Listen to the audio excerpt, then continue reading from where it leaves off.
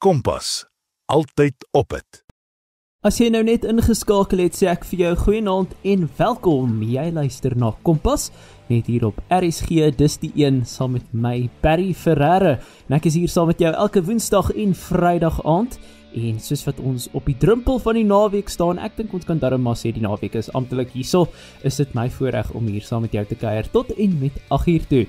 Nou indien jy nou net ingeskakel het, het ek voor die breek gepraat met 'n eiendomontwikkelaar om te hoor hoe dit lyk as 'n beroep. En my gas, meneer Gerrit van den Berg, voor die breek was deel van die Atterbury groep en hierdie maatskappy het ook 'n studiebeurs as deel van hulle trust wat hulle blootstel aan jong Afrikaans sprekende studente. En ek het gedink dit sal baie mooi inpas met ons hier op Kompas. So dis nou tyd om te praat met Zaan Hulm. Sy is 'n uitvoerende trustee, deel van die Atterbury Trust se bemarking en handelsmerkbestuur, en sy gaan ons meer vertel oor wat hierdie Atterbury Trust studiebeurs alles behels. Dis eintlik 'n lang geskiedenis wat al meer as 30 jaar gelede met die stigting van Atterbury Property begin. Ek dink baie mense sal ons mooi geboue ken, maar destyds het Louis van der Walt en Fransjo van die Kerk, toe hulle Atterbury gestig het hulle 1/3 van die aandele in 'n Atterbury Trust gesit en spesifiek met die oog om behoeftige Afrikaanse studente 'n kans te gee om verder te studeer. En ek was eintlik gelukkig om van die begin af betrokke te wees. Ons het begin daar in 1999 met net 6 beurse. Ons het van die begin af besluit om dit soos 'n studiebeurslening te maak, omdat dit nie soos 'n beurs is wat jy terugwerk soos dit normaalweg werk vir 'n maatskappy nie, maar daar's geen rente nie. En ons sit met elke student as hulle graad kry en praat en kyk hoe kan hulle terugbetaal, want dis die groot ding, is die bemagtiging van die volgende generasie en die volhoubaarheid van ons beursprogram is vir ons baie belangrik. En dis lekker om te kan sê ons het nou al bykans 1000 beurse oor die afgelope amper 30 jaar gegee en met meer as 700 grade, en ons het op die oomblik naby 200 studente wat voltyds van nou eerste jaar tot honeursjaar op universiteite reg oor Suid-Afrika studeer. Sjoe, nee, dit klink definitief indrukwekkend. En wie kan dan in aanraking of in aanmerking liewers kom vir hierdie beurse? Afrikaans as moedertaal is vir ons belangrik. So studente wat 'n Afrikaanse huistaal het, en dan ook finansiële behoeftigheid, so deel van ons hele aansoekproses, en ek neem aan ons sal aan die einde nou mooi webtuiste besonderhede en so gee. Daar's 'n volledige aansoekvorm wat mens al jou besonderhede van huishoudelike inkomste, bewyse daarvan lewer, bewyse dat mens vir NSFAS aansoek gedoen het, want ek dink baie studente het daai frustrasie, hulle kan dalk vir NSFAS kwalifiseer, maar die gelde betaal later uit. So ons sê, as jy dink jy kwalifiseer vir NSFAS, doen dit. Dis in elk geval goed om te hê. Ons het 'n hele paar studente wat eers by ons 'n beurs gekry het en toe later vir NSFAS gekwalifiseer het. So daar's 'n hele aansoekproses, maar dis ook vir ons belangrik om na jong mense te kyk wat regtig gedrewe is, wat wil werk. Ek dink binne die groter Atterbury Trust besigheid het ons nogal heelwat kans vir ons studente. Ons beurstudente kry kans om vakansiewerk te doen, want die Atterbury Theater lê binne in die trust. Daar's die Bosveld daar buite Pretoria wat so buiteligbestemming is. Heelwat van ons studente kan daar werk. En dan binne die groter Atterbury eie netwerk is daar heelwat werksgeleenthede vir studente. So soek daai student wat dryf in hulle self het, wat al kom hulle uit moeilike omstandighede, dat hulle self ook wil help en nie net terugsit en dink iemand anders gaan jou help nie. So ek dink dis vir ons baie belangrik. Die Afrikaanse huistaal, die dryf, en dan ook na die studierigting. Studeer jy iets wat vir jou eendag gaan help om 'n goeie werk te kan kry, dat jy vir jouself en vir jou gesin kan sorg? En dan ook aan openbare universiteite. Privaat universiteite is ongelukkig baie duur, so ons fokus hoofsaaklik op die openbare universiteite. Maar dan wil ek ook vlugtig vra, jy het nou 'n paar kriteria genoem, maar wat is die studiebeurs nie, as ek dit so kan vra? Ja, wat dit nie is, dis nie verblyf, dit dek nie verblyf of sakgeld of sulke dinge nie. So die studiebeurs is klasgeld en boeke. So dit beloop gemiddeld, soos almal weet, hier tussen 70 en 80,000 per jaar vir 'n graad by universiteit. So ons beleid is eintlik om eers studente te kan help as om dan te help met verblyf en sakgeld, maar daarom bied ons vir ons studente die geleentheid om dan vakansiewerk te doen. En daar's van ons studente wat heelwat geld verdien, werk by die Atterbury Theater, hulle werk as plekaanwysers en daar's by die kroegie by die Atterbury Theater werk van studente ook en ja, en hulle maak lekker sakgeld om dan hierdie ander uitgawes te probeer dek. Kompas. Kraakvers en knetterend.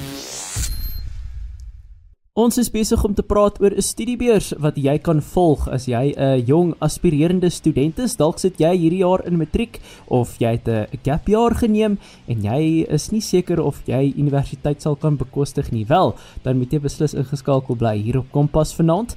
Nou ek is besig om te praat met Zaan Hulme. Sy is betrokke by die Atterbury Trust en ek wil nou by haar hoor wat se getuienisse is daar van jong Afrikaanse kinders wat hierdie studiebeurs gekry het en hoe dit hulle lewe verander het.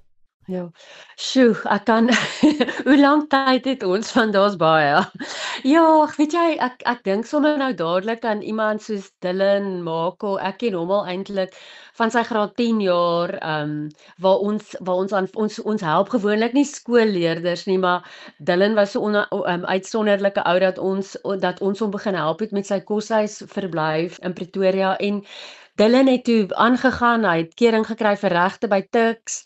Hy het tussendeur het hy cricket gespeel, hy het Noord-Gauteng cricket gespeel, hy het hom uit Noord-Gauteng hokkie gespeel, hy het hom self gekwalifiseer as 'n skeieregter wat eintlik op internasionale vlak kan blaas vir hokkie.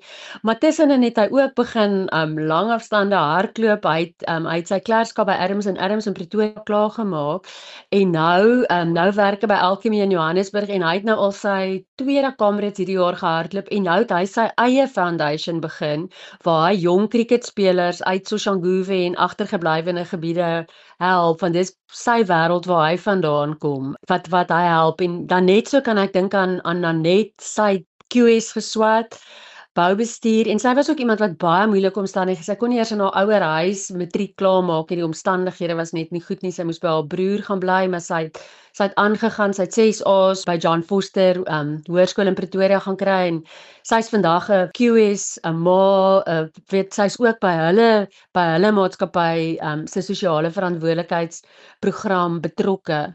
Ek dink en so kan ek aanhou van soveel, ek bedoel Anthea Boks, dis iemand wat hier van die Weskus afkom wat ook uit moeilike omstandighede en vandag is sy onderwyseres hier in Kuilsrivier en sy speel 'n leidende rol in haar skool vir die graad 7's ook in 'n moeilike agtergeblewe gebied.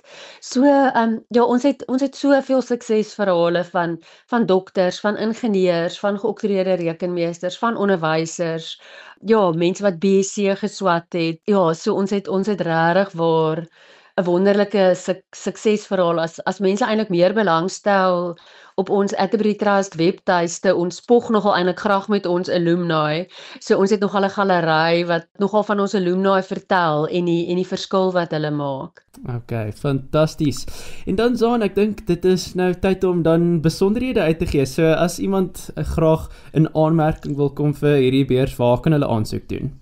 Ons webtuiste is atterburytrust.org, so dis nie .co.za nie, dis .org, so atterburytrust.org en daar's 'n plek waar daar staan studiebeurslening, so hulle klik net daarop en voltooi die aansoekvorm en dis 'n hele elektroniese proses waarna die studente wat kwalifiseer vir 'n onderhoud gekontak sal word.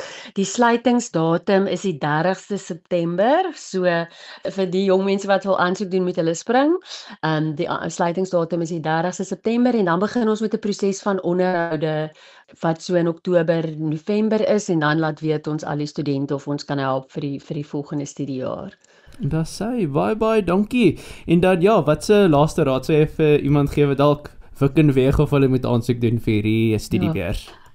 Wat ek sal sê is, moenie hou aan droom. Ek dink baie keer studente wat in moeilike omstandighede bly, as hulle dink hulle ouers kan nie betaal nie, verloor hulle eintlik hulle drome en En ek wil net sê, weet ek kan getuig van soveel studente wie se hele lewe verander het en eintlik breek jy daai sirkel van armoede om 'n kwalifikasie te kry en ook vir jou, ons doen soveel ander goed by die Atterbury Trust, ons hou funksies vir ons beurstudente, ons nooi hulle kantoor toe vir middagete, ons help hulle met vakansiewerk, werksblootstelling. So ek weet ons sê graag ons is nogal 'n groot familie en ek dink ons studente kan ook daarvan getuig dat ons regtig meer doen as net geld gee. Weet ons belê, ons het 'n lewensafrigter wat met ons studente sit om bietjie oor hulle persoonlike groei en so te praat en dis eintlik 'n verpligte deel van die beurs. En ek dink ons sien ook hoe daai inbou in hulle lewens regtig dit vir altyd verander.